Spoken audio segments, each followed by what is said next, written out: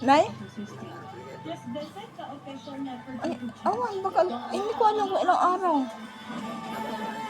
Ha? Sabado ang alis nila. Wala sila masamba ng linggo. Ay, ano yata. Postpone yata na kinan ng ano, ng taon ng ano ng Sabado.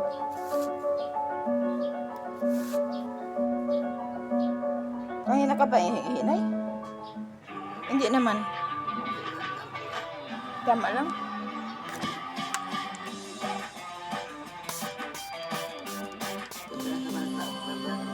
Ha? Bukin ba na sa lagat nawala nga rin ng kuryente?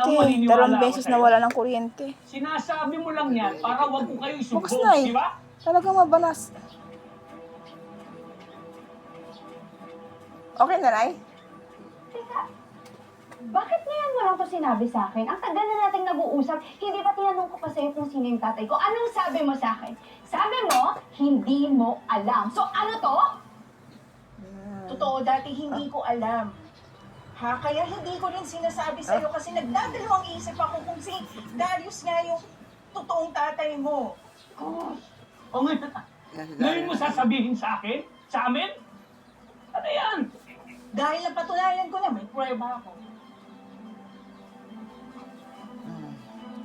DNA. DNA naman. Baka sigaro sa ako na eh. DNA test yan. Pasikreto kong pina-DNA test kayong dalawa. O ayan, tingnan mo, positive. Ang mag-ama. Oo, yun pala naman sa Yan pala ang pamilya niya.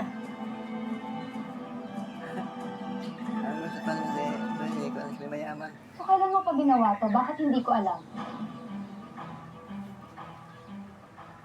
Kailan ko lang ginawa yan. Darius, nung hiniwalayan mo ko, nag-isip ako ng paraan paano kang pabalikin.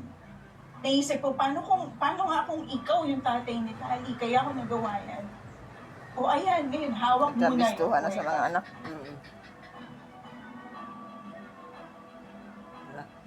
Nag-isip si Darius. Naisip ko na baka mapasway kita. Parang malungkot si Kaya Darius. ako Eh, nagpalinis. kumala sa kay ko na eh. Kay Usil. Ha? Mahal sa Usil. Magandang hapon mga kaprinsipong tunay. Pamilya tayo. Ito si nanay, binalikan ko. Galing ako sa opisina at walang kasama si nanay. Pinaihi ko muna si nanay.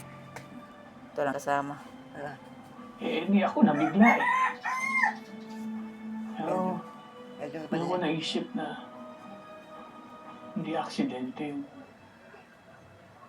napunta ako sa inyo ni Rochelle. Matagal ko na rin pinangarap na magkaroon ng sariling anak. Kaya Darius, bumawi ka sa kanya. Ha? Huwag mo siyang ipapahamak kay Rosel. At bilang tatay ni Tali, Mabait kailangan na si Rosel. gawin mo lahat ng magagawa Wala papahamak. para Mabait si protektahan Rosel. ang interes. Kasi na nga yung tunay na magulang ay siyang mga parang pahamak sa anak.